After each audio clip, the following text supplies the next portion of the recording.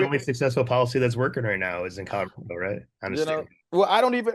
You got to talk to people about in Colorado about that. When I talk to people in Colorado, they're like, yo, we don't love what's happening here. So, um, I think that if people say that, that's some of this, that's more of the divisive rhetoric that leaves us neutered, and I would question anybody who that comes from. At the end of the day, let's say that they're right. Let's concede that they're right.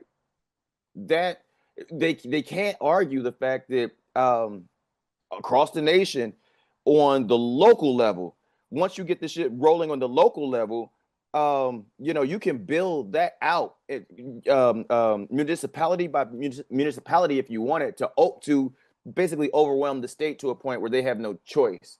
And so, it's I think that you know sometimes in the world of community organizing, we say no one person has all the answers, but the community collectively has all of the answers. And if we translate that sort of school of thought to this policy world and to this activism world, all right, maybe you're right. Maybe decrim isn't viable. I'm not saying this, but just conceding that point. Maybe you're right, and maybe decrim isn't viable on a state level. But are you now saying that the work that decrim is doing on a local municipal level isn't helpful? And I would argue against it. I would argue totally against that.